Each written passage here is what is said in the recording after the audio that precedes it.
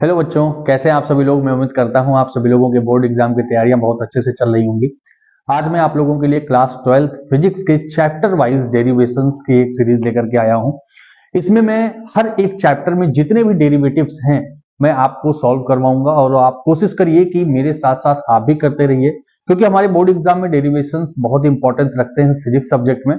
तो आइए हम लोग स्टार्ट करते हैं चैप्टर 1, जो कि है इलेक्ट्रिक फील्ड एंड चार्ज। इसमें जितने भी डेरिवेशंस हैं हम लोग सभी को वन बाय वन करेंगे। तो आइए चलते हैं, सबसे पहले टॉपिक के ऊपर चलते हैं, जो कि हमारा सबसे इंपॉर्टेंट और सबसे आसान सा टॉपिक है, जिसको हम कहते हैं Coulomb's law and it's vector form. देखिए बच्चों, कूलम्ब्स लॉ तो हमसे बहुत ही रेयरेस्ट पूछा जाता है, लेकिन इसका जो वेक्टर फॉर्म है, यानी कि कूलम्ब्स लॉ को वेक्टर फॉर्म में रिप्रेजेंट करने के लिए हमारे एग्जाम में अक्सर करके पूछा जाता है। तो जरा सबसे पहले हम लोग रिवाइज कर लेते हैं कि कूलम्ब्स लॉ किसके बारे में बात करता है। तो हमें पता है कि जो दो चार्ज है हमारे पास, पॉजिटिव और निगेटिव, इनके बीच में लगने वाला जो अट्रैक्शन या फिर रिपल्सन का फोर्स होता है, इसी फोर्स को कैलकुलेट करने के लिए हम लोग कूलम्ब लॉ का यूज करते हैं। जो फोर्स होता है वो इन दोनों चार्ज के मैग्नीट्यूड के प्रोडक्ट के डायरेक्टली प्रोपोर्शनल होता है। यानी कि मैं अगर लिखना चाहूं तो मैं लिख सकता हूं कि F is directly proportional to Q1 Q2, Q1 Q2। और दूसरा स्टेटमेंट कहता है कि F is inversely proportional to the square of the distance between them. ठीक है, अकॉर्डिंग टू कूलम्ब्स लॉ, यानी कि दो चार्ज के बीच में लगने वाला जो अट्रैक्शन का या फिर रिपल्सन का फोर्स है, वो उन दोनों चार्ज के प्रोडक्ट के डायरेक्टली प्रोपोर्शनल होगा और उनके बीच की दूरी के स्क्वायर का इनवर्सली प्रोपोर्शनल होगा। ठीक है, अगर हम इसको सिंप्लीफाई करके लिखना चाहें तो हम इस तरह से भी लिख सकते हैं, F is proportional to Q1 Q2 upon R square. अब हमें पता है कि ये प्रोपोर्शनैलिटी सिंबल जब हम यहां से रिमूव करेंगे तो हमारे पास क्या आएगा, एक कांस्टेंट आएगा और उसका नाम होगा K। और इस K को हम क्या कहते हैं बेटा, इलेक्ट्रोस्टैटिक कांस्टेंट के नाम से जानते हैं। और इसकी वैल्यू होती है 1/4 पाई एप्सिलॉन नॉट 0। या फिर अगर न्यूमेरिक वैल्यू की बात करें तो इसकी न्यूमेरिक वैल्यू होती है 9 इंटू 10 टू दी पावर 9। ठीक है, अगर हम यूनिट्स की बात करें तो यहां से यूनिट आ जाएगी न्यूटन मीटर स्क्वायर पर कूलम्ब स्क्वायर। तो ये हो जाएगी न्यूटन मीटर स्क्वायर पर कूलम्ब स्क्वायर। ये हो गई हमारी किसकी, इलेक्ट्रोस्टैटिक कांस्टेंट की वैल्यू। अब यहां पर आपको एक और टर्म दिख रहा होगा जिसका नाम यहां पर है एप्सिलॉन नॉट।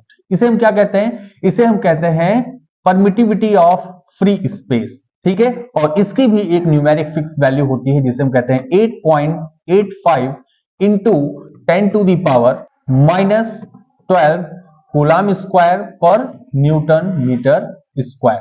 ठीक है, तो ये जो परमिटिविटी ऑफ फ्री स्पेस है, ये चार्ज जिस भी मीडियम में रखे गए हैं उनकी मीडियम पे डिपेंड करता है। अगर हम मीडियम चेंज कर देंगे तो परमिटिविटी ऑफ फ्री स्पेस यानी कि एप्सिलॉन नॉट की वैल्यू भी क्या हो जाएगी, चेंज हो जाएगी। तो ये हमारा जो डेरिवेशन है या फिर कह सकते हैं कि जो कूलम्ब्स लॉ है, हम लोग इस तरीके से फॉर्म कर सकते हैं। और यहां पर जो हमारे पास ये इक्वेशन आया है, F इज इक्वल टू के Q1 Q2 upon R square, या इसको हम इस तरह से भी लिख सकते हैं, F is equal to 1/4 pi epsilon naught Q1 Q2 upon R square. यहां से हम दो चार्ज के बीच लगने वाले फोर्स के मैग्नीट्यूड को कैलकुलेट करते हैं। लेकिन अगर हमें उनके डायरेक्शन की जरूरत है, यानी कि जो फोर्स लग रहा है उसकी डायरेक्शन क्या है, तो इसीलिए इसके लिए हमें इसे क्या करना पड़ेगा, वेक्टर फॉर्म में रिप्रेजेंट करना होगा। तो आइए जरा हम लोग वेक्टर फॉर्म में इसे रिप्रेजेंट करते हैं। इसके लिए यहां पर ये देखिए हमारा फिगर है, हम यहां पर क्या करेंगे, दो चार्ज कंसीडर करेंगे। एक चार्ज मैंने कंसीडर किया Q1 और दूसरा चार्ज है Q2। और इस ओरिजिन के रिस्पेक्ट में इसकी जो पोजीशन वेक्टर है वो मैंने कंसीडर किया R1 एंड R2। और यहां पर इन दोनों चार्ज के बीच की जो डिस्टेंस है, इस चार्ज से हम इस डिस्टेंस को मेजर करेंगे, उसके फॉर्म में लिखेंगे। यानी कि अगर मैंने कहा कि मैं Q1 चार्ज से Q2 की तरफ जाते हुए डिस्टेंस को अगर मेजर कर रहा हूं तो जो पोजीशन वेक्टर है वो है R21।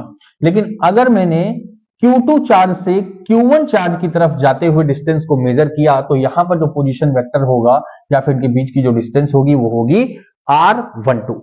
ठीक है, क्यों मैं ऐसा कर रहा हूं, क्योंकि मुझे डायरेक्शन चाहिए कि जो रिजल्टेंट फोर्स होगा इन दोनों चार्ज के बीच का वो हमें फाइंड करना है, वेक्टर फॉर्म में रिप्रेजेंट करना है। तो यहां पर मैंने इसको लिख लिया R12 एंड R21। अब इन दोनों चार्ज को अगर मैंने पॉजिटिव चार्ज ही कंसीडर किया है तो हमें पता है कि इनके बीच में जो लगने वाला फोर्स होगा उसका नेचर कैसा होगा, रिपल्सिव नेचर का होगा। तो यहां पर मैंने फोर्स की डायरेक्शन को भी रिप्रेजेंट कर दिया है कि ये रिपल्सिव यानी कि एक दूसरे के अपोजिट डायरेक्शन में फोर्स अप्लाई कर रहे हैं। और जो फोर्स है मैंने उसे भी रिप्रेजेंट किया है, जैसा कि यहां पर आप देख रहे हैं कि F12 लिखा हुआ है। इसका मतलब force on charge Q1 due to charge Q2। ठीक है, यहां पर मेरे पास लिखा हुआ है F21 यानी कि force on charge 2 due to charge 1। ठीक है ना। तो अब यहां पर इन दोनों फोर्स में से मुझे किसी भी एक फोर्स को अगर कैलकुलेट करना है, जैसे सपोज किया मैंने, मुझे F21 कैलकुलेट करना है, तो F21 कैलकुलेट करने के लिए मैं इसको वेक्टर फॉर्म में अगर लिखना चाहूंगा तो मैं इसे ऐसे लिखूंगा, F21 force is equal to, अब देखिए यहां पर हमारे पास K तो है ही, तो मैं K की वैल्यू तो एज इट इज ऐसे ही लिख दे रहा हूं, Q1 Q2। ठीक, अब जो हमारे पास आर स्क्वायर है वो चीज हमें यहां देखनी होगी।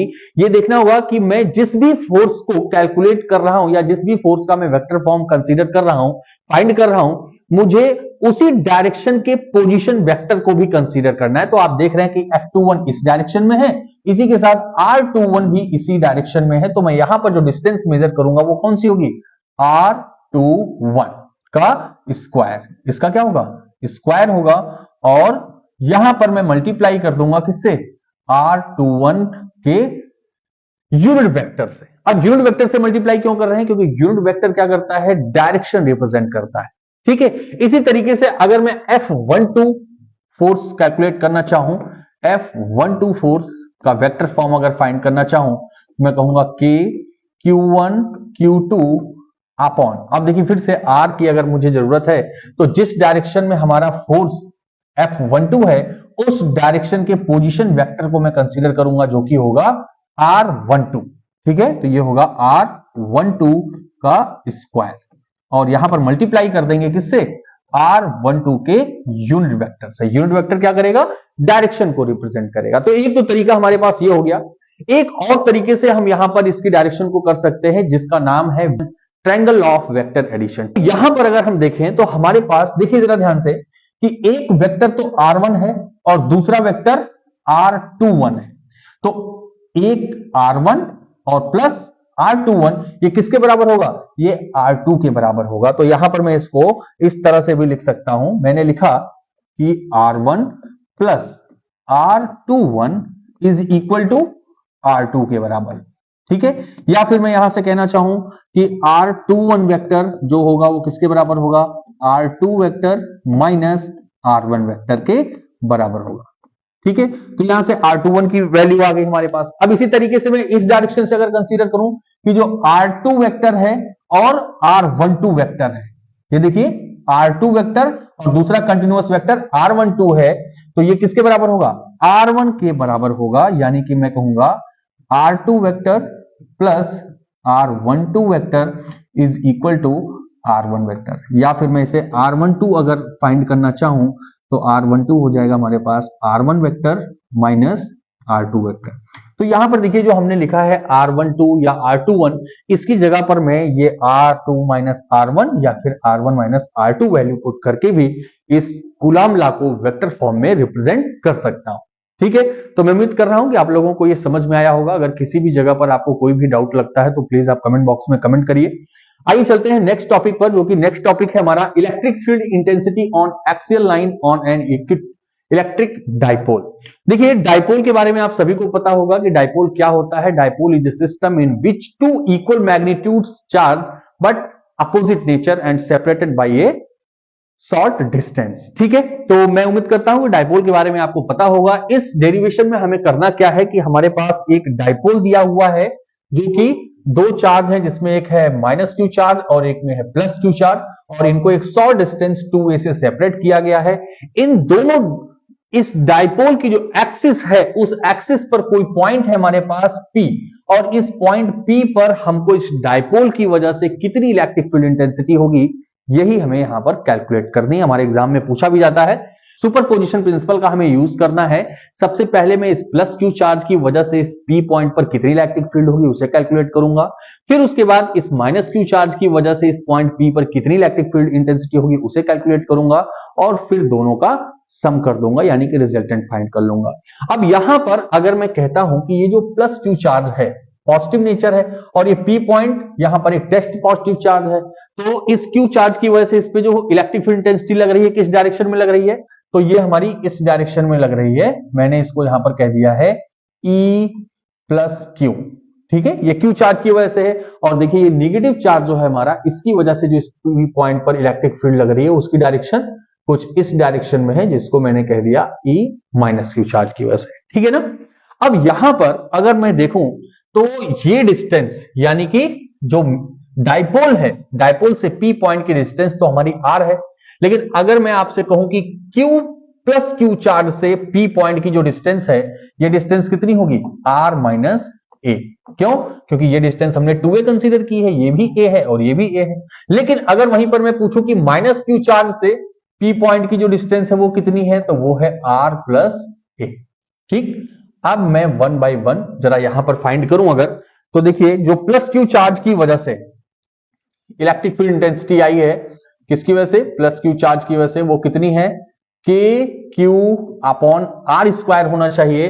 तो आर की वैल्यू यहां पर कितनी है हमारे पास, यहां पर हमारे पास जो प्लस क्यू चार्ज की वजह से वो है आर माइनस ए। तो मैं यहां लिखूंगा के Q by are minus A का होल स्क्वायर। और अगर मैं यहां पर कहूं कि जो माइनस क्यू चार्ज है उसकी वजह से पी पॉइंट पर जो इलेक्ट्रिक फील्ड इंटेंसिटी है वो कितनी होगी, तो वो होगी के क्यू अपॉन, अब देखिए यहां पर माइनस क्यू चार्ज की जो डिस्टेंस है पी पॉइंट से वो कितनी है, आर प्लस ए है, तो मैं इसे कहूंगा आर प्लस ए का होल स्क्वायर। अगर मैं यहां पर प्लस क्यू चार्ज की बात करूं तो इसकी जो electric field intensity P point पर होगी वो ज्यादा होगी। क्यों? क्योंकि माइनस वाला क्यू चार्ज जो है वो पी पॉइंट से ज्यादा डिस्टेंस पे रखा हुआ है। यानी कि मैं अगर कहूं तो जो ई प्लस क्यू चार्ज की वजह से इलेक्ट्रिक फील्ड इंटेंसिटी है उसका मैग्नीट्यूड क्या होगा, ज्यादा होगा। तो जो रिजल्टेंट हमारा आएगा वो क्या होगा, तो रिजल्टेंट की बात अगर करें कि ई नेट इज इक्वल टू जो आएगा वो होगा ई plus Q minus electric field intensity minus Q. ठीक है, तो यहां से मैं अब इन दोनों की वैल्यूज पुट करूंगा और इस इक्वेशन को सॉल्व करूंगा। तो देखिए हमारे पास जो ई नेट आएगा वो कितना आएगा, तो मैं कहूंगा E net is equal to E plus Q की वैल्यू कितनी है, तो यहां से देखिए दोनों में इक्वेशन में मैं क्या कॉमन ले सकता हूं, मैं के क्यू को कॉमन ले लूं अगर, तो यहां पर मेरे पास बचेगा 1 अपॉन आर माइनस ए का whole square minus 1 upon R plus A का होल स्क्वायर।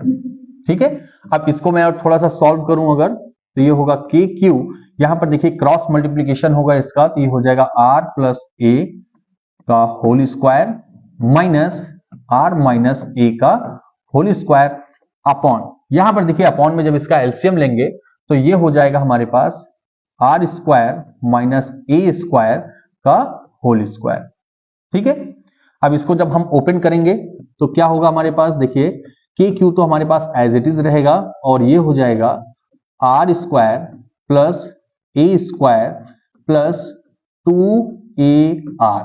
ठीक है, और यहां पर माइनस साइन लगा हुआ है, इसलिए जब ब्रैकेट ओपन होगा तो अंदर के सारे साइन हमारे क्या हो जाएंगे, चेंज हो जाएंगे। तो ये देखिए ये होगा R square minus A square plus 2RA। ठीक, ये मैंने ब्रैकेट ओपन किया और डिवाइड में जो हमारे पास है वो है R square minus A square का होल स्क्वायर।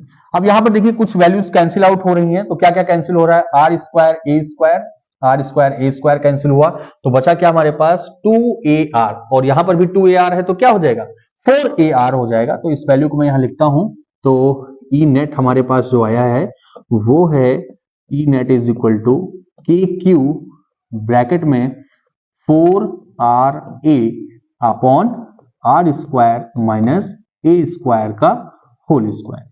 ठीक है, अब अगर मैं इसको बाहर लिखूं तो हमें पता है कि जो डाइपोल की स्ट्रेंथ को रिप्रेजेंट करता है वो टर्म कौन सा है, डाइपोल मोमेंट होता है, जिसकी वैल्यू होती है Q डॉट 2A। तो अब यहां पर अगर इक्वेशन में आप देखिए तो इस 4 को मैं क्या कर सकता हूं, इस 4 को मैं 2 into 2 में ब्रेक कर सकता हूं, या फिर मैं इसको अगर लिखना चाहूं तो मैं इस तरह से लिखूं कि E is equal to 2KQ 2RA upon R square minus A square का होल स्क्वायर।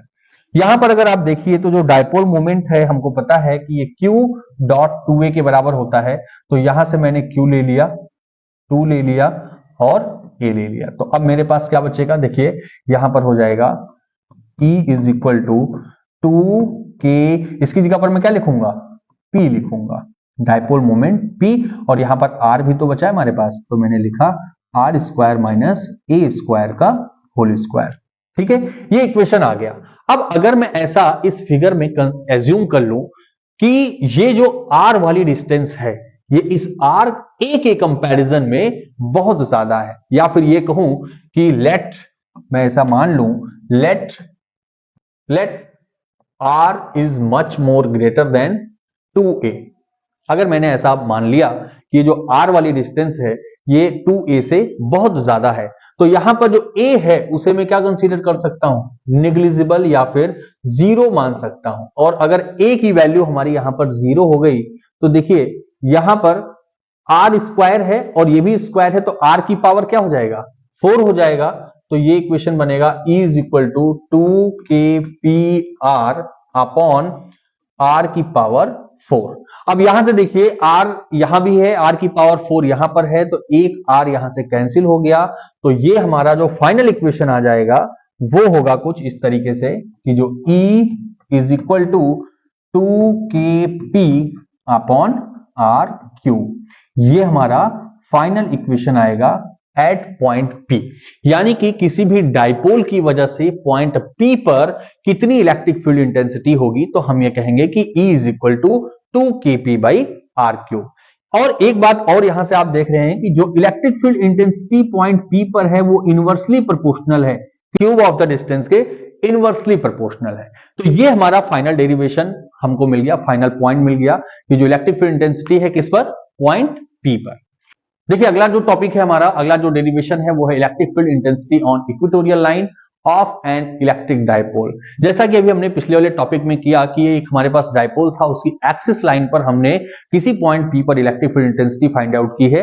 अब ये जो हमारा टॉपिक है, मैं इक्वेटोरियल लाइन पर, इक्वेटोरियल लाइन का मतलब क्या होता है, जो लाइन एक्सिस से परपेंडिकुलर पास हो उसे हम इक्वेटोरियल लाइन कहते हैं। यहां पर हमारा फिगर है, तो जरा ये फिगर के बारे में हम लोग डिस्कस कर लेते हैं, फिगर में क्या क्या चीजें हैं। तो देखिए यहां पर हमारे पास एक माइनस क्यू चार्ज है, एक हमारे पास यहाँ प्लस क्यू चार्ज है, ये हमारा डाइपोल है जो कि एक 2A शॉर्ट डिस्टेंस से सेपरेट किया गया है। ये जो लाइन आपको दिख रही है ये क्या है, इक्वेटोरियल लाइन है, और इसी इक्वेटोरियल लाइन पर एक पॉइंट P है, जिस पॉइंट P पर हमको electric field intensity find out करनी है। अब चूंकि देखिए यहां पर ये डिस्टेंस जो है PB और PA की डिस्टेंस हमारी सेम है, इसलिए जो माइनस क्यू चार्ज और प्लस क्यू चार्ज का मैग्नीट्यूड होगा इलेक्ट्रिक फील्ड इंटेंसिटी का P पॉइंट पर वो क्या होगा, इक्वल होगा। लेकिन जरा हम ये डिस्टेंस अगर कैलकुलेट कर लें, चूंकि ये डिस्टेंस होगी A, ये वाली डिस्टेंस भी होगी A, और ये डिस्टेंस है D, तो यहां पर अगर इस डिस्टेंस की बात करें तो हो जाएगा under root A square plus D square, और ये वाली डिस्टेंस भी हो जाएगी under root A square plus D square. ठीक है, अब यहां पर भी मैं सुपरपोजिशन प्रिंसिपल का यूज करूंगा। सबसे पहले मैं इस नेगेटिव चार्ज की वजह से यहां पर कितनी इलेक्ट्रिक फील्ड है इंटेंसिटी इसे फाइंड करूंगा, फिर इस पॉजिटिव चार्ज की वजह से इस पॉइंट P पर कितनी इलेक्ट्रिक फील्ड इंटेंसिटी है इसे फाइंड आउट करूंगा, और फिर देखूंगा दोनों का रिजल्टेंट क्या होगा। ठीक है, लेकिन यहां पर दोनों का मैग्नीट्यूड तो सेम रहने वाला है। जरा इनके हम डायरेक्शन के बारे में बात करें तो देखिए ये प्लस क्यू चार्ज है और ये भी हमारा टेस्ट चार्ज है, जो कि पॉजिटिव नेचर का होगा, तो यहां पर रिपल्सन का फोर्स E1 इस डायरेक्शन में लग रहा है, और जो नेगेटिव चार्ज है ये चूंकि इस पॉजिटिव चार्ज को अपनी तरफ अट्रैक्ट करेगा, तो जो यहां पर फोर्स लग रहा है E2 वो इस डायरेक्शन में है। अब देखिए यहां पर दो इलेक्ट्रिक फील्ड इंटेंसिटी है, एक की डायरेक्शन इस डायरेक्शन में है और दूसरी डायरेक्शन इधर है, तो हमें पता है कि जो रिजल्टेंट होगा हमारा इलेक्ट्रिक फील्ड इंटेंसिटी वो कुछ इस डायरेक्शन में आएगा। तो आइए जरा कुछ चीजें हम पहले लिख लेते हैं कि यहां पर जो E1 की वैल्यू है वो कितनी होने वाली है। तो E1 की वैल्यू जो होगी वो होगी KQ अपॉन R स्क्वायर की अगर बात करें तो R कितना है हमारे पास, under root A square plus D square अगर मैं इसका स्क्वायर करता हूं तो अंडर रूट हट जाएगा, ठीक है कोई बात नहीं, नेक्स्ट स्टेप में हम रिमूव कर देंगे। यहां पर जो E2 की वैल्यू है वो कितनी है, तो वो भी हमारे पास आएगी KQ अपॉन ए स्क्वायर प्लस डी स्क्वायर, ठीक है। यहां पर मैंने जैसे ही स्क्वायर किया ये अंडर रूट हट गया। तो यहां से एक चीज हमको दिख रही है कि जो E1 और E2 का मैग्नीट्यूड है ये दोनों क्या है, सेम टू सेम है, यानी कि मैं यहां पर लिख सकता हूं कि E1 is equal to E2 is equal to E, ठीक। अब यहां पर अगर मुझे नेट इलेक्ट्रिक फील्ड चाहिए तो नेट इलेक्ट्रिक फील्ड के लिए मैं क्या करूंगा, या फिर रिजल्टेंट के लिए मैं क्या करूंगा कि ये जो E1 और E2 है इसके लिए मैं कंपोनेंट मेथड का यूज करूंगा। और कंपोनेंट मेथड क्या कहता है, देखिए मैं यहां पर इसका एक अलग सा डायग्राम बना दे रहा हूं जिससे कि थोड़ा सा क्लियरिटी हो, दिक्कत ना हो। ये हमारा है E2, ये हमारे पास है E1, ठीक है। और जो रिजल्टेंट हमारे पास आने वाला है उसकी जो डायरेक्शन है वो किस डायरेक्शन में होगा, जाहिर सी बात है वो इस डायरेक्शन में आएगा। अब यहां पर आप देख पा रहे हैं कि एंगल कितना है, थीटा, तो ये एंगल है हमारे पास थीटा, ये वाला एंगल भी है थीटा। तो सबसे पहले अगर मैं E1 के कंपोनेंट करता हूं तो E1 का जो एक कंपोनेंट होगा वो इस डायरेक्शन में होगा और दूसरा कंपोनेंट जो होगा वो इस डायरेक्शन में होगा। तो हमको पता है कि जो थीटा के साथ लगा हुआ कंपोनेंट होता है वो क्या होता है, वो होता है E1 cos थीटा, और ये वाला जो कंपोनेंट होगा वो होगा E1 sin थीटा। इसी तरीके से मैं अगर E2 के कंपोनेंट करूं तो एक कंपोनेंट हमारा इस डायरेक्शन में होगा और एक कंपोनेंट इसी डायरेक्शन में होगा जो कि होगा E2 cos थीटा, और ये वाला होगा E2 sin थीटा। अब जैसा कि मैंने कहा कि दोनों चार्ज की डिस्टेंस P पॉइंट से सेम है तो मैग्नीट्यूड भी सेम होगा, और अगर मैग्नीट्यूड सेम होगा तो जो E2 sin थीटा और E1 sin थीटा है ये दोनों एक दूसरे को क्या कर देंगे, कैंसिल आउट कर देंगे। तो जो रिजल्टेंट हमारा आ रहा है वो किस डायरेक्शन में आ रहा है, देखिए इस डायरेक्शन में आ रहा है, ठीक है। यानी कि अगर मैं E1 cos थीटा और E2 cos थीटा को ऐड कर दूं तो यही हमारा क्या होगा, रिजल्टेंट इलेक्ट्रिक फील्ड या फिर नेट इलेक्ट्रिक फील्ड हमारी होगी। तो यहां पर अगर मैं E नेट की बात करूं तो जो E नेट है वो होगा हमारा E1 cos theta plus E2 cos theta, ठीक है। अब यहां पर हमको पता है कि E1 is equal to E2 के बराबर है क्योंकि दोनों का मैग्नीट्यूड सेम है। तो मैं यहां पर इसे क्या लिख सकता हूं, मैं इसे लिखूंगा 2E cos थीटा, ठीक है ना, क्योंकि E1 E2 बराबर है इसलिए मैंने यहां पर डायरेक्टली लिख दिया 2E cos थीटा। अब E की वैल्यू कितनी हमारे पास, मैं वैल्यू पुट करता हूं तो E के क्यू अपॉन आर स्क्वायर यानी कि E a square plus D square, ठीक है। और यहां पर cos थीटा की वैल्यू अगर मुझे चाहिए तो देखिए आप, ये जो हमारे पास ट्रायंगल दिख रहा है हमको, ठीक है, PAO या फिर POB कोई भी एक ट्रायंगल ले लें। यहां पर देखिए कि ये वाला जो एंगल है हमारा, ये जो एंगल है वो क्या है, थीटा है। तो जाहिर सी बात है ये वाली लाइन क्या होगी, परपेंडिकुलर होगी, ये क्या होगी, बेस होगी, और ये क्या होगी, हमारी हाइपोटेनियस होगी। तो यहां पर अगर मैं cos थीटा की वैल्यू फाइंड करूं जो कि होगा बेस अपॉन हाइपोटेनियस, तो बेस की वैल्यू कितनी है हमारे पास, बेस की वैल्यू है a और हाइपोटेनियस है हमारे पास अंडर रूट ए स्क्वायर प्लस डी स्क्वायर। तो यहां पर मैं cos थीटा की जगह पर लिखूंगा a अपॉन, अब देखिए यहां पर अंडर रूट में है तो मैं इसे क्या लिख सकता हूं, मैं इसे लिख सकता हूं a square plus D square की पावर 1/2, ऐसा भी तो लिख सकता हूं। तो यहां पर इसको जब मैं सिंप्लीफाई करूंगा तो ये होगा 2kqa अपॉन ए स्क्वायर प्लस डी स्क्वायर की पावर 3/2, ठीक है। अब यहां पर ये हमारे पास नेट इलेक्ट्रिक फील्ड है। अब मैंने जैसा कि पिछले वाले क्वेश्चन में बताया था कि जो डायपोल की स्ट्रेंथ को बताने वाला टर्म होता है जिसे हम कहते हैं डायपोल मोमेंट, हम कहते हैं कि P इज इक्वल टू क्या होता है, Q इंटू 2A। तो हम यहां पर देखें तो यहां पर हमारे पास 2 भी है, Q भी है और A भी है। तो इसकी जगह पर मैं इसे लिख सकता हूं कैसे, E इज इक्वल टू, ये हो जाएगा KP अपॉन ए स्क्वायर प्लस डी स्क्वायर की पावर 3/2। अब यहां पर अगर मैं कंसीडर करूं कि ये जो d वाली डिस्टेंस है इस 2a के कंपैरिजन में बहुत ही ज्यादा है, ठीक है, ये जो d डिस्टेंस है ये 2a के कंपैरिजन में बहुत ज्यादा है। तो मैंने लेट किया यहां पर, let d is much more greater than, d is much more greater than 2a। तो यहां पर जो 2a या फिर a की वैल्यू होगी वो क्या मैं मान सकता हूं, 0 मान सकता हूं। तो अगर मैं ऐसा करता हूं तो हमारे पास जो ये फाइनल इक्वेशन बन के आएगी, देखिए d इज ग्रेटर देन, तो ये वाली जो वैल्यू होगी वो क्या हो जाएगी, लगभग 0 हो जाएगी। और ये देखिए जब d को मैं ब्रैकेट से बाहर करूंगा तो 3/2 है, तो ये 2 क्या हो जाएगा, कैंसिल हो जाएगा और d की पावर क्या आएगी, 3 आएगी। तो जो फाइनल मेरे पास इलेक्ट्रिक फील्ड इंटेंसिटी आएगी वो आएगी Kp अपॉन क्या है, d की पावर 3 यानी कि dq, ये हमारे पास वैल्यू आएगी। ठीक है, अब यहां पर अगर मैं कहूं कि जो इलेक्ट्रिक फील्ड की डायरेक्शन है, तो इलेक्ट्रिक फील्ड की डायरेक्शन क्या होगी, तो देखिए मैं डाइपोल मोमेंट के टर्म में यहां पर बताना चाहूंगा। हमको पता है कि जो डाइपोल मोमेंट में इलेक्ट्रिक फील्ड की डायरेक्शन होती है वो निगेटिव चार्ज से पॉजिटिव चार्ज की तरफ होती है, लेकिन यहां पर जो ये रिजल्टेंट आ रहा है वो किस डायरेक्शन में आ रहा है, देखिए यहां पर मैं अगर डाइपोल मोमेंट की बात करूं तो निगेटिव चार्ज से पॉजिटिव चार्ज की तरफ जा रहा है, लेकिन जो रिजल्टेंट है वो इस डाइपोल की डायरेक्शन के अपोजिट डायरेक्शन में आ रहा है, यानी डाइपोल मोमेंट के अपोजिट डायरेक्शन में इलेक्ट्रिक फील्ड आ रही है हमारी। इसका मतलब अगर अपोजिट डायरेक्शन है तो यहां पर मैं नेगेटिव साइन भी रिप्रेजेंट कर सकता हूं और कहूंगा कि जो इलेक्ट्रिक फील्ड की डायरेक्शन है वो डाइपोल मोमेंट के अपोजिट डायरेक्शन में। ठीक है ना, तो ये हमारा डेरिवेशन हो गया। अगर आपको समझ में आया, अच्छा लगा तो प्लीज लाइक भी कर दे। चलिए नेक्स्ट टॉपिक है हमारा torque on an electric dipole in uniform electric field, यानी कि जब हम किसी भी इलेक्ट्रिक डाइपोल को किसी यूनिफॉर्म इलेक्ट्रिक फील्ड में रखते हैं तो उसके ऊपर कितना टॉर्क एक्ट होता है, हमें यही कैलकुलेट करना है। ठीक है, तो आइए देखते हैं। यहां पर देखिए हमारे पास कुछ इलेक्ट्रिक फील्ड है जो कि इस डायरेक्शन में आपको दिखाई गई है, और यहां पर हमने एक डाइपोल रखा है जिसका नेगेटिव चार्ज यहां पर है और यहां पर पॉजिटिव चार्ज है।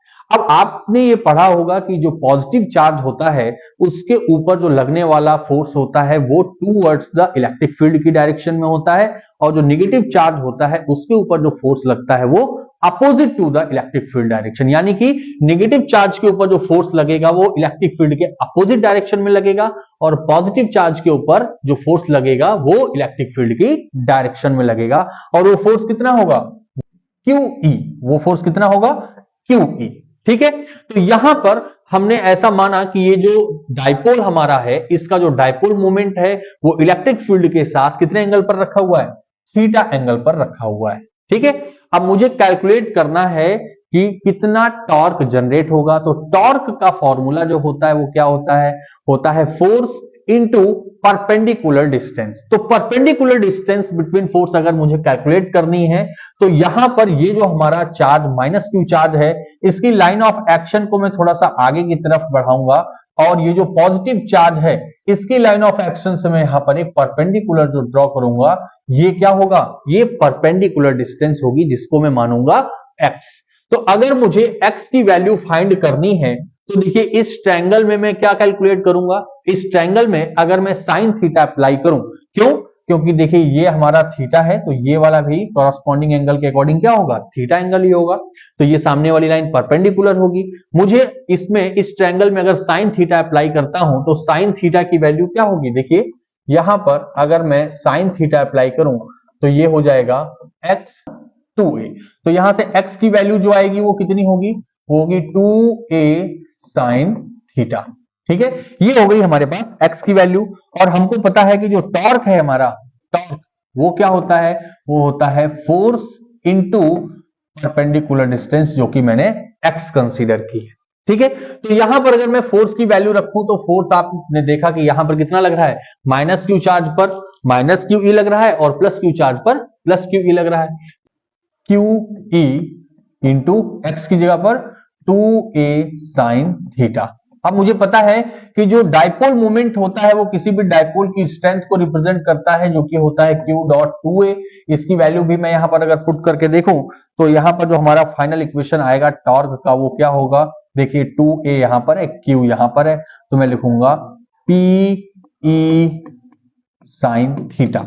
ठीक है, या इसी को अगर वेक्टर फॉर्म में लिखना है तो मैं लिखूंगा torque is equal to P cross E। तो ये आ गया हमारे पास क्या, टॉर्क। अगर मैं कहूं कि कोई भी डाइपोल किसी भी इलेक्ट्रिक फील्ड में अगर रखा गया है तो उसके ऊपर जो लगने वाला टॉर्क है वो किसके बराबर है, P क्रॉस E के बराबर है। देखिए यहां पर इस नेगेटिव चार्ज और पॉजिटिव चार्ज पे जो लगने वाला फोर्स होता है उसका मैग्नीट्यूड तो सेम होता है, एक दूसरे को ये कैंसिल आउट भी कर देते हैं, लेकिन क्या ला देते हैं, टर्निंग इफेक्ट ला देते हैं, जिसको ही हम क्या कहते हैं, टॉर्क कहते हैं। ठीक है, तो यहां पर हमारे पास टॉर्क आ गया P क्रॉस E। अगर हमें इस टॉर्क की डायरेक्शन फाइंड आउट करनी है तो हम राइट हैंड स्क्रू रूल का यूज करेंगे, और राइट हैंड स्क्रू रूल ये कहता है कि अगर हमारे पास दो वेक्टर्स हैं जिनकी मुझे डायरेक्शन फाइंड आउट करनी है रिजल्टेंट की, तो मैं क्या करूंगा, जो फर्स्ट वेक्टर है यानी कि P, मैं अपनी इन 4 फिंगर्स को उस P वेक्टर की डायरेक्शन में करूंगा, और इन फिंगर्स को मैं सेकंड वेक्टर यानी कि E की तरफ कर्ल करूंगा। तो कुछ इस डायरेक्शन में देखिए, ये मेरी फिंगर किसकी डायरेक्शन में है, डाइपोल मोमेंट की डायरेक्शन में है, और मैं अपनी फिंगर को E की डायरेक्शन में कर्ल करूंगा। तो जिस भी डायरेक्शन में मेरा थंब होगा उस डायरेक्शन में टॉर्क की डायरेक्शन होगी, यानी कि अगर मैं यहां पर अप्लाई करूं तो इनसाइड द बोर्ड, ठीक है, इनवर्ड डायरेक्शन में टॉर्क की डायरेक्शन होगी। देन है कुछ स्पेशल केस है टॉर्क से रिलेटेड, तो आइए जरा हम लोग स्पेशल केस की बात करते हैं। तो पहला केस हमारा ये कहता है कि अगर हमारे पास जो इलेक्ट्रिक फील्ड है, मैंने कहा कि ये हमारी इलेक्ट्रिक फील्ड है और मेरा जो डाइपोल है वो कुछ इस तरीके से यहां पर प्लेस किया गया, ये नेगेटिव चार्ज है और मैंने कहा कि ये पॉजिटिव चार्ज है। ठीक है, तो डाइपोल मोमेंट की डायरेक्शन क्या होगी, ये डायरेक्शन होगी डाइपोल मोमेंट की, और इलेक्ट्रिक फील्ड की डायरेक्शन इस डायरेक्शन में है। तो यहां पर अगर मैं देखूं कि जो डाइपोल मोमेंट है और जो इलेक्ट्रिक फील्ड है इसके बीच का जो एंगल है वो कितना है, तो वो एंगल आपको दिख रहा है कि कितना है, 0 डिग्री है। तो अगर यहां पर हमारा डाइपोल मोमेंट और इलेक्ट्रिक फील्ड एक ही डायरेक्शन में होता है तो उनके बीच जो थीटा है वो 0 होगा, और जो नेट फोर्स होगा वो कितना होगा, 0 होगा।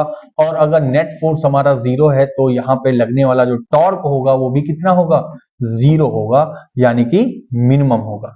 लेकिन अगर मैं सेकंड केस की बात करता हूं तो सेकंड केस क्या कहता है, देखिए सेकंड केस है हमारा कि यहां पर हमारी इलेक्ट्रिक फील्ड लाइंस हैं और यहां पर हमारा डाइपोल है हमारे पास, लेकिन इस बार डाइपोल में जो पोल्स हैं वो चेंज हो गए हैं, माइनस क्यू चार्ज इधर है और इधर हमारा प्लस क्यू चार्ज है। यहां पर अगर मैं देखूं कि जो डाइपोल मोमेंट की डायरेक्शन है वो किस डायरेक्शन में है, तो अपोजिट डायरेक्शन में है, यानी कि इलेक्ट्रिक फील्ड के अपोजिट डायरेक्शन में डाइपोल मोमेंट की डायरेक्शन आ रही है हमारी। तो यहां पर जो डाइपोल मोमेंट और इलेक्ट्रिक फील्ड के बीच में एंगल बनेगा वो कितना होगा, 180 डिग्री होगा, और इसी के साथ जो इस पे लगने वाला नेट फोर्स होगा वो भी कितना होगा, 0 होगा। और अगर मैं यहां पर टॉर्क कैलकुलेट करूं तो जो टॉर्क है वो भी कितना होगा, 0 होगा। हमारे एग्जाम में कभी कभी एमसीक्यू में पूछा जाता है कि अगर ऐसी केस बनती है जब डाइपोल मोमेंट या फिर टॉर्क अगर 0 है तो इस कंडीशन को हम लोग क्या कहते हैं, स्टेबल इक्विलिब्रियम। ठीक है, और ये जो कंडीशन है जहां पर थीटा 180 है इसे हम बोलते हैं अनस्टेबल। ठीक है, अनस्टेबल इक्विलिब्रियम।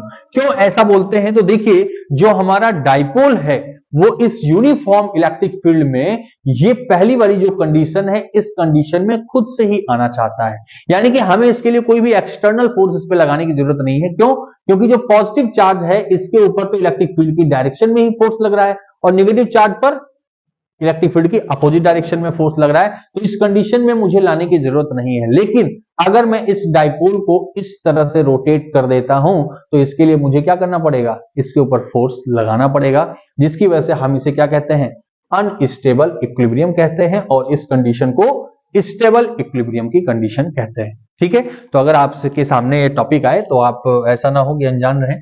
चलिए आइए नेक्स्ट टॉपिक के बारे में बात करते हैं, इलेक्ट्रिक फ्लक्स। ठीक है, यानी कि जब किसी भी सरफेस से कुछ इलेक्ट्रिक फील्ड लाइंस पास होती हैं तो उसे हम बताने के लिए एक टर्म का यूज करते हैं जिसे हम कहते हैं इलेक्ट्रिक फ्लक्स। और इलेक्ट्रिक फ्लक्स की जो डिफिनीशन है ये देखते हैं, the total number of electric field lines passing normally through an area is called electric flux. यानी कि किसी भी गिवन एरिया से जो भी इलेक्ट्रिक फील्ड लाइंस पास हो रही हैं उन्हीं को हम कहते हैं इलेक्ट्रिक फ्लक्स। यानी कि जब किसी एरिया को हमने दिया, जैसे मैंने कहा कि ये एक गिवन एरिया है और इस गिवन एरिया से पास होने वाली जितनी भी इलेक्ट्रिक फील्ड लाइंस हैं इस डायरेक्शन में जैसे ही आएंगे मैं इन्हें क्या कहूंगा, इलेक्ट्रिक फ्लक्स कहूंगा। ठीक है, और ये जो इलेक्ट्रिक फ्लक्स होता है ये किन किन फैक्टर्स पे डिपेंड करता है, तो आइए जरा देखते हैं।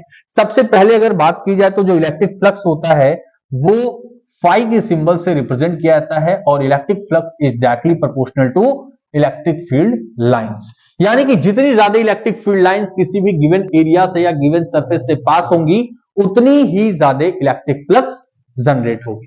फिर अगर दूसरे पॉइंट की बात की जाए तो जो इलेक्ट्रिक फ्लक्स होता है वो डायरेक्टली प्रोपोर्शनल होता है किसके, एरिया के।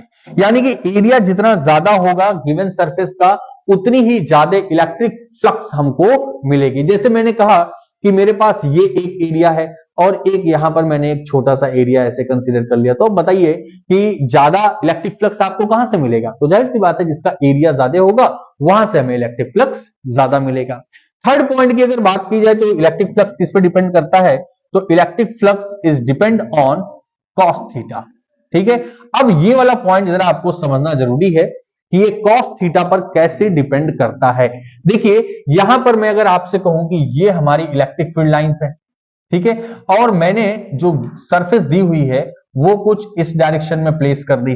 अब जो इस सरफेस का एरिया वेक्टर होगा, एरिया वेक्टर की डायरेक्शन किधर होगी? वो इस डायरेक्शन में होगी।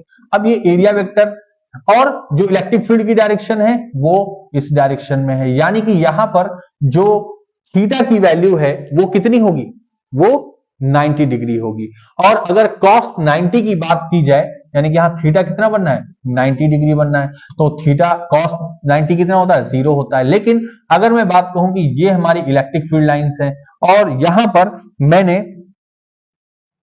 एक सरफेस कुछ इस तरह से रखी है। अब यहां पर देखिए जो हमारा एरिया वेक्टर होगा, एरिया वेक्टर इस डायरेक्शन में है, इसको मैंने एन कैप से रिप्रेजेंट किया, और इलेक्ट्रिक फील्ड भी इसी डायरेक्शन में है, तो यहां पर जो थीटा होगा वो कितना होगा? 0 होगा। ठीक है, अब यहां पर अगर देखा जाए तो कौन सा वो फंक्शन है जो 0 डिग्री पर मैक्सिमम वैल्यू दिखाता है और 90 डिग्री पर मिनिमम वैल्यू दिखाता है? तो cos थीटा वो फंक्शन है, यानी कि cos 0 की वैल्यू होती है 1 और cos 90 की वैल्यू होती है 0। तो इसीलिए मैंने कहा कि यहां पर जो इलेक्ट्रिक फ्लक्स है वो डायरेक्टली प्रोपोर्शनल होगा किसके? cos थीटा के। क्यों? क्योंकि देखो जब मैं एरिया वेक्टर और इलेक्ट्रिक फील्ड लाइन के बीच का एंगल 0 कह रहा हूं तो यहां पर मुझे इस केस में मैक्सिमम इलेक्ट्रिक फ्लक्स मिल रहा है। ठीक है, यहां पर मुझे मैक्सिमम इलेक्ट्रिक फ्लक्स मिल रहा है, लेकिन यहां पर जो इलेक्ट्रिक फ्लक्स है वो मिनिमम मिल रहा है। ठीक है ना, तो इसको देखते हुए मैंने कहा कि जो इलेक्ट्रिक फ्लक्स है वो cos थीटा पर डिपेंडेंट है। तो इसको अगर मैं सिंप्लीफाई करूं तो यहां लिखूंगा कि phi is equal to E A cos theta, या फिर अगर इसको वेक्टर फॉर्म में लिखूं तो ये लिखूंगा phi is equal to E dot A, क्योंकि जो डॉट प्रोडक्ट होता है वो cos थीटा के साथ होता है। ठीक है, तो ये हमारा आ जाता है क्या?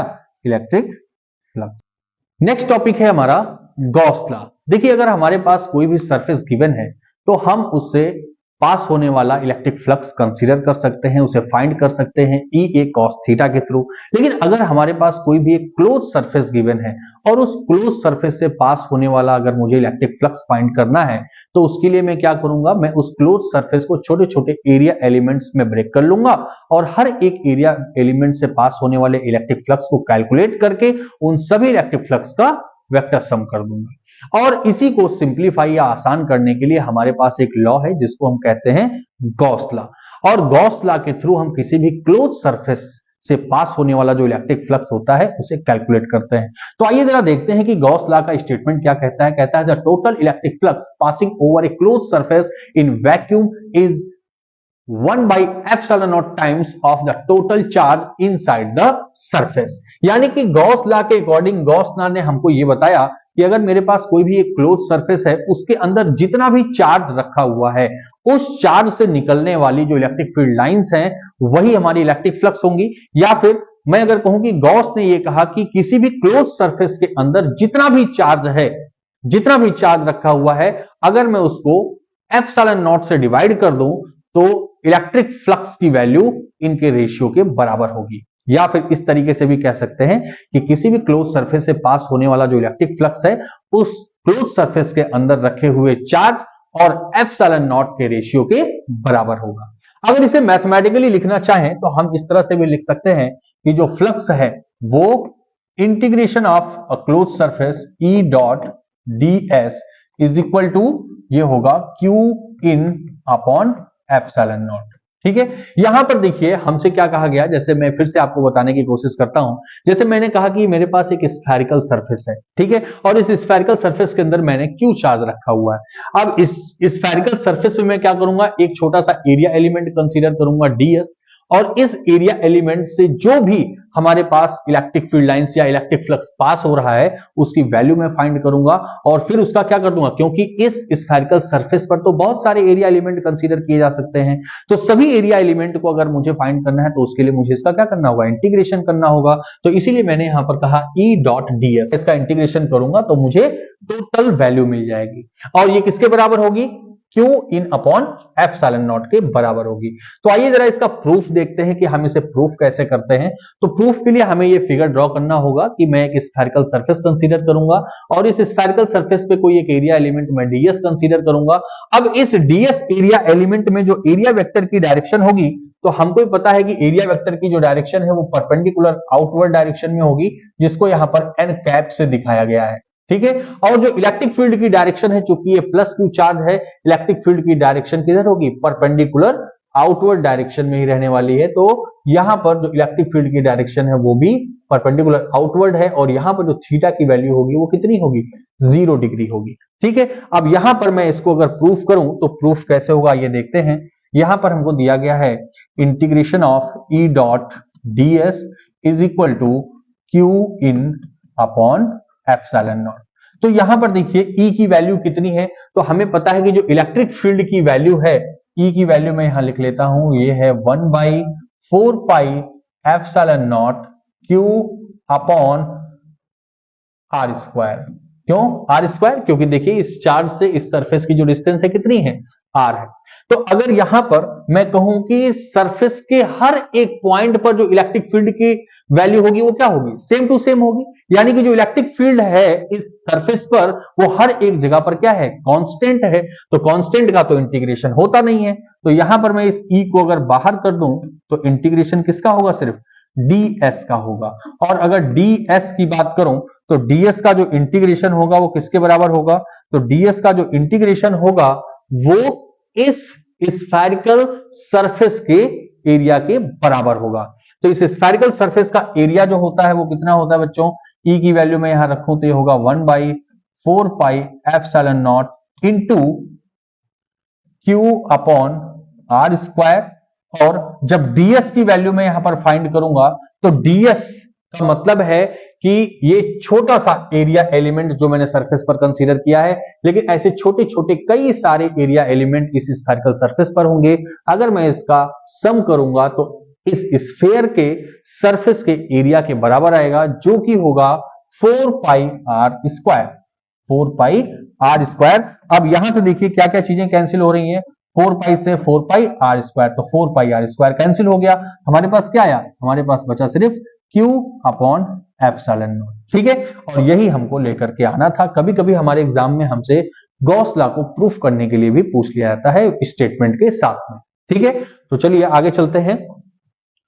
तो यहां पर कुछ इंपॉर्टेंट पॉइंट्स हैं जो मैं आपको बताना चाह रहा हूं। तो देखिए सबसे पहला इंपॉर्टेंट पॉइंट ये है कि अगर हमारे पास शेप या फिर गॉसियन सरफेस हमको चाहे जैसे दे दी जाए, लेकिन अगर चार्ज का मैग्नीट्यूड सेम है तो उससे पास होने वाला जो इलेक्ट्रिक फ्लक्स होगा उसकी वैल्यू भी सेम होगी। जैसे कि मैंने कहा कि यहां पर जो Q की वैल्यू है, यहां जो Q की वैल्यू है और यहां जो Q की वैल्यू है ये सेम है, इसका मैग्नीट्यूड सेम है, लेकिन देखिए अलग अलग क्लोज सरफेसेस मैंने कंसीडर की है, तो इन तीनों क्लोज सरफेस से पास होने वाला जो इलेक्ट्रिक फ्लक्स होगा वो भी क्या होगा, सेम होगा। किस केस में, जब चार्ज का मैग्नीट्यूड सेम है। इसे आप ध्यान रखिएगा, कभी कभी आपके एप्लीकेशन के फॉर्म में ये यूज हो जाएगा।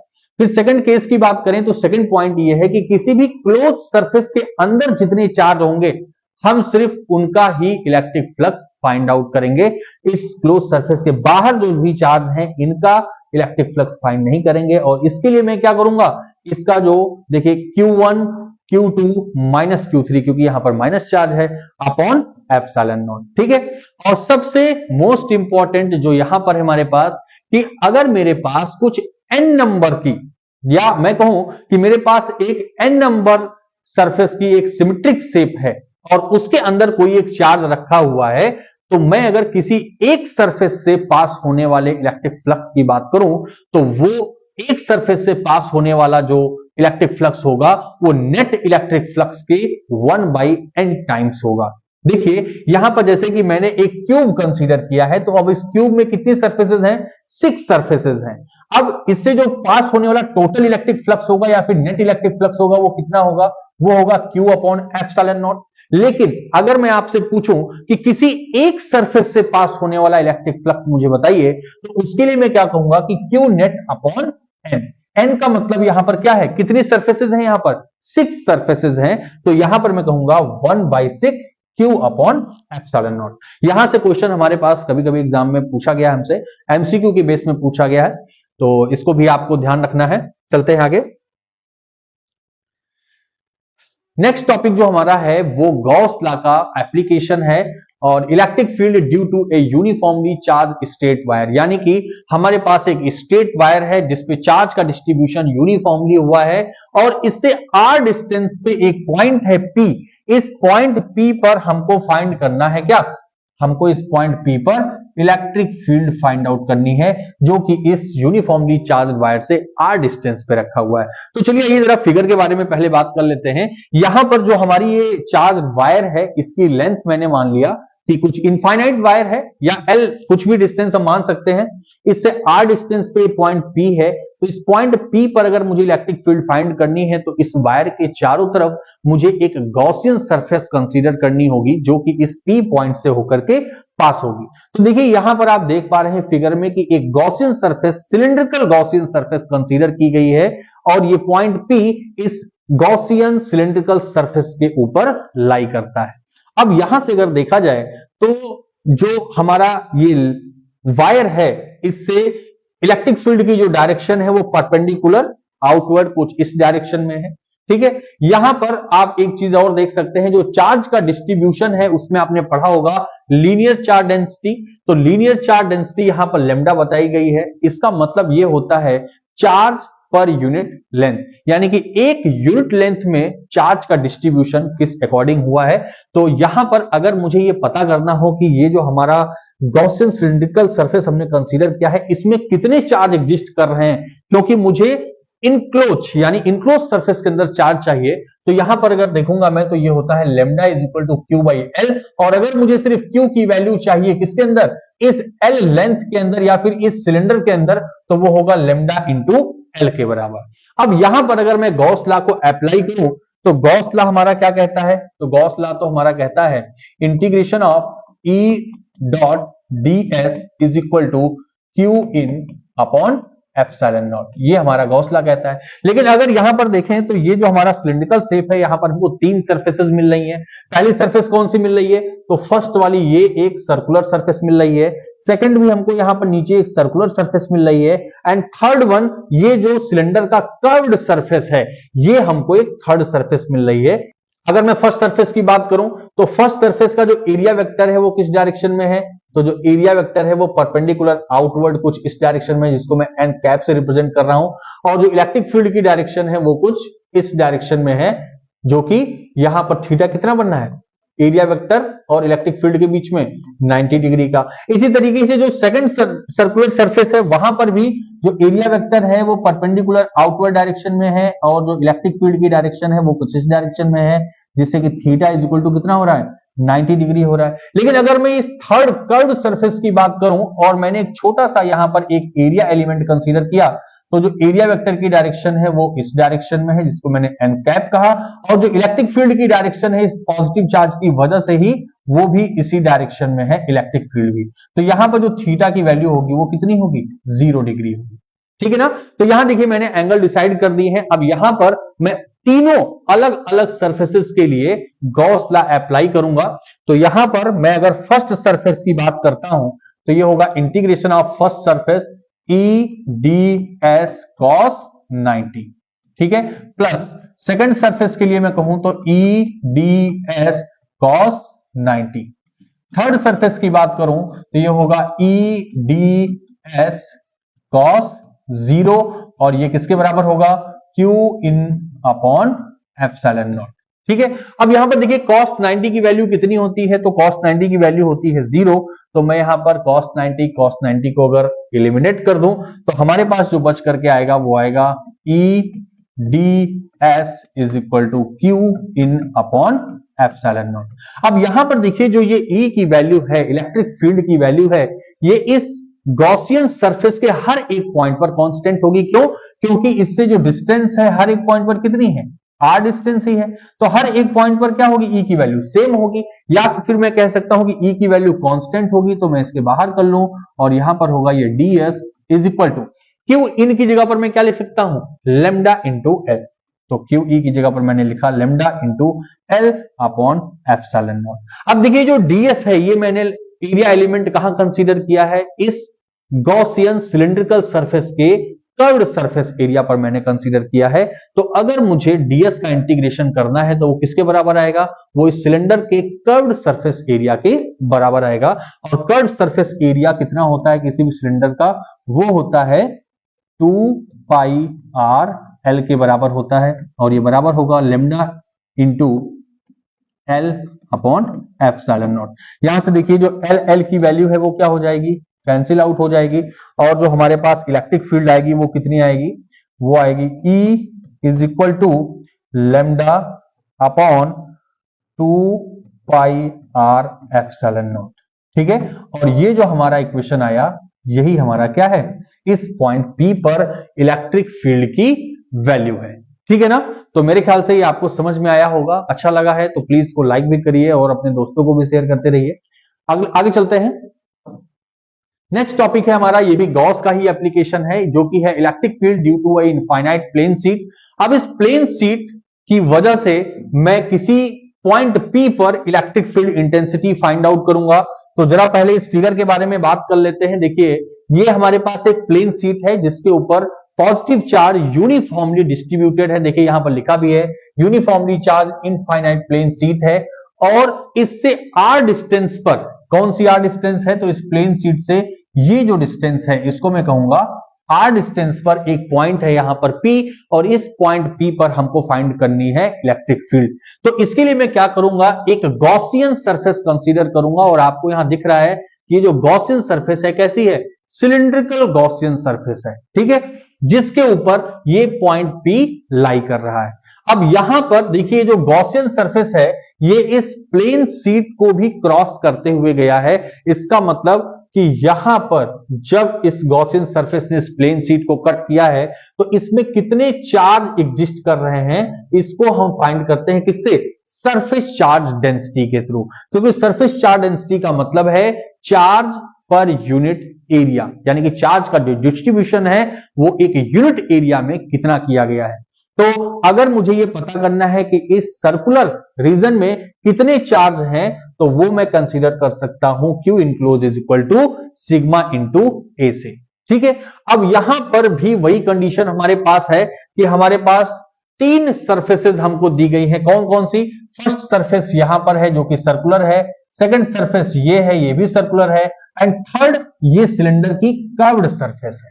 ठीक है ना, अब इन तीनों के लिए अगर मैं एरिया वेक्टर और इलेक्ट्रिक फील्ड के बीच का एंगल देखूं तो यहां पर देखिए ये जो हमारी फर्स्ट कर्व्ड सरफेस है इसमें जो हमारा एरिया वेक्टर है वो परपेंडिकुलर आउटवर्ड डायरेक्शन में एन कैप है, और चूंकि पॉजिटिव सीट हमारी इस तरीके से रखी है तो इलेक्ट्रिक फील्ड की डायरेक्शन भी इसी डायरेक्शन में होगी। तो यहां पर जो थीटा होगा वो कितना हो जाएगा, 0 डिग्री हो जाएगा।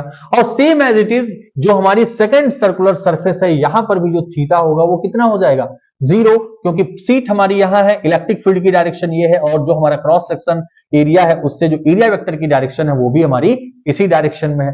लेकिन अगर मैं इस कर्व्ड सरफेस पर कोई एक एरिया एलिमेंट कंसीडर करता हूं तो उस एरिया एलिमेंट के अकॉर्डिंग जो एरिया वेक्टर की डायरेक्शन होगी वो अपवर्ड डायरेक्शन में, और इलेक्ट्रिक फील्ड की डायरेक्शन इस डायरेक्शन में, यानी कि थर्ड जो सरफेस है हमारी उसके लिए थीटा की वैल्यू आएगी वो कितनी आएगी, 90 डिग्री आएगी। ठीक है, अब मैं इन तीनों सरफेसेस के लिए यहां पर गॉस लॉ को अप्लाई करता हूं। तो गॉस लॉ हमारा क्या कहता है, integration of E dot ds is equal to Q in upon epsilon naught. तो अलग अलग सरफेसेस के लिए मैं यहां पर क्या करूंगा, गॉस लॉ को अप्लाई करूंगा, जो कि होगा फर्स्ट सरफेस के लिए तो E ds cos 0 plus second surface के लिए ई D S cos 0 plus third surface के लिए मैं अगर करूंगा तो ये होगा ई डी एस कॉस 90 और ये किसके बराबर होगा Q in upon epsilon naught. ठीक है, अब हमको पता है कि cos 0 की वैल्यू कितनी होती है, तो cos 0 की वैल्यू 1 होती है और cos 90 की वैल्यू 0 होती है, तो इसको मैंने एलिमिनेट कर दिया। मेरे पास क्या बचा, ये बचा मेरे पास integration of E D S plus integration of E D S is equal to Q in upon epsilon not.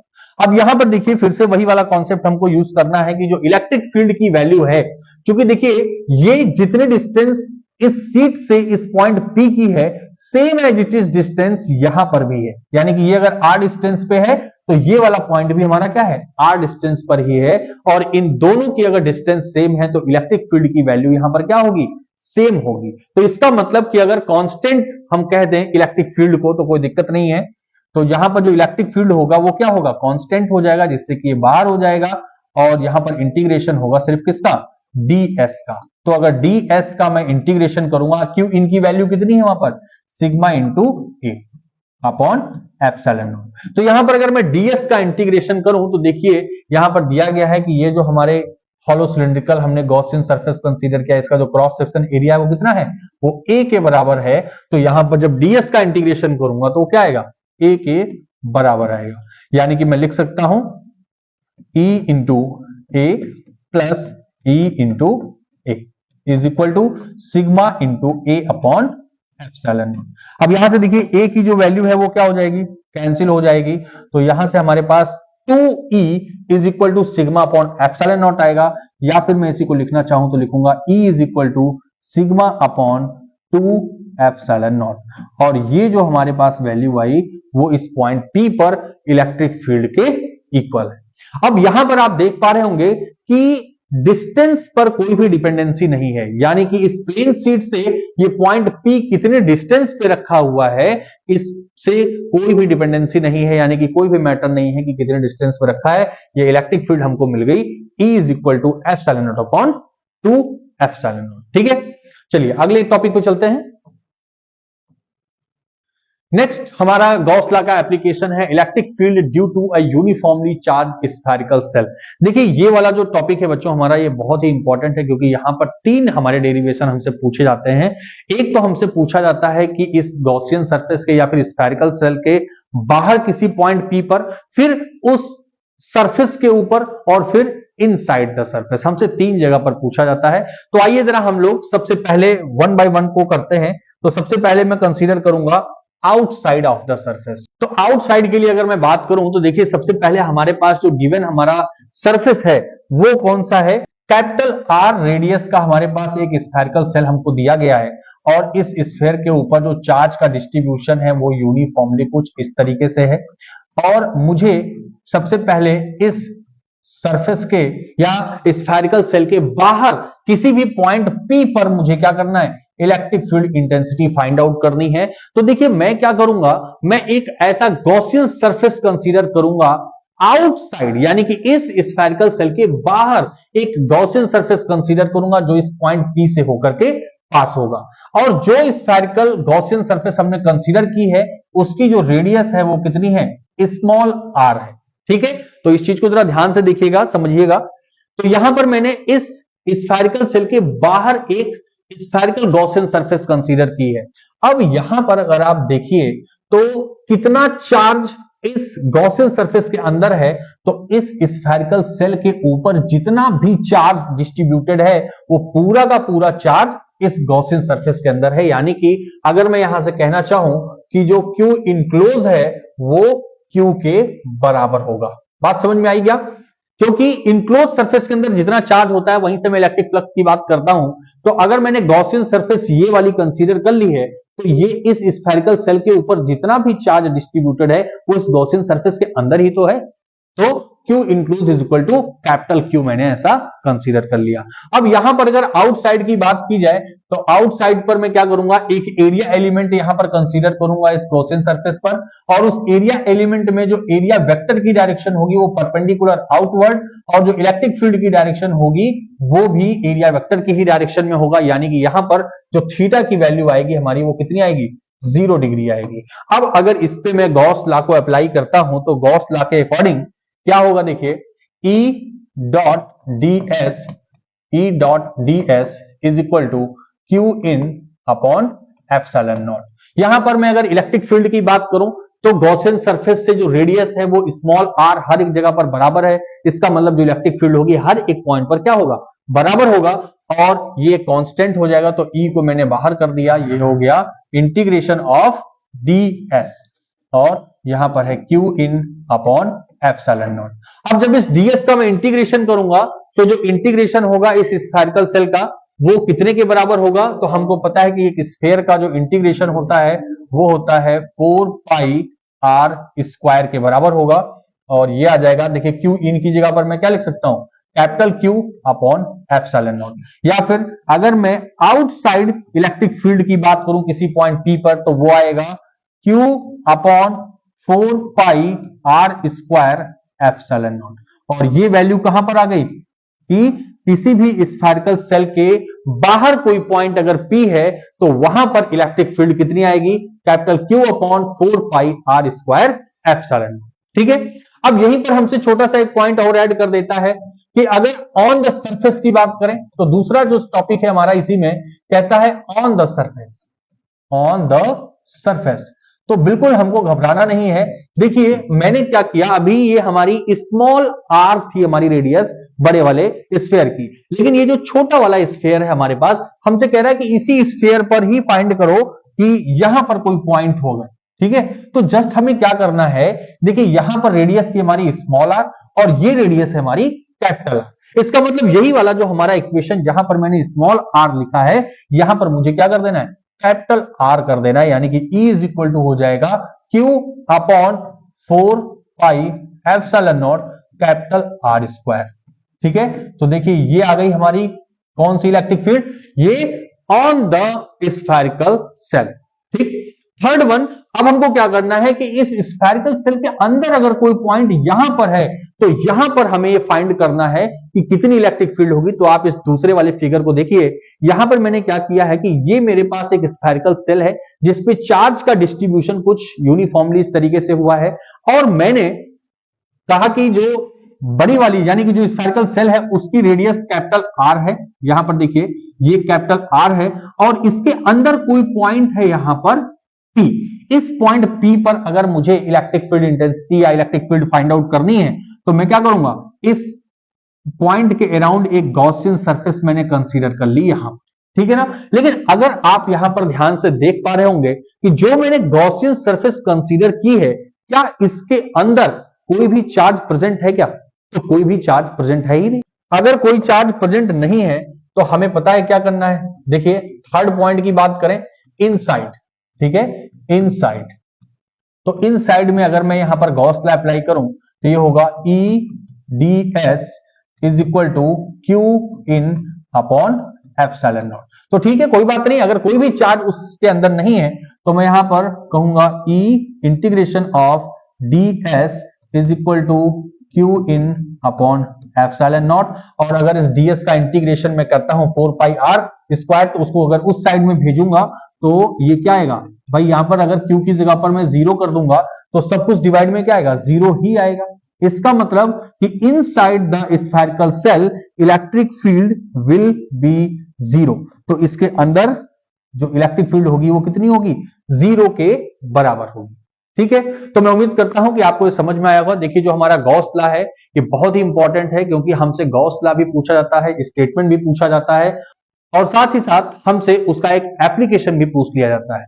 मैं उम्मीद करूंगा कि आप लोगों को समझ में आया है, आपको अच्छा लगा है। अगर आपको अच्छा लगा तो प्लीज इसको लाइक करिए, शेयर करिए, और थोड़ा सा मेरा सपोर्ट भी करिए, जिससे कि मैं आगे आप लोगों के लिए और भी चैप्टर्स के इसी तरीके से डेरिवेशन की एक सीरीज ला सकूं। So thank you very much.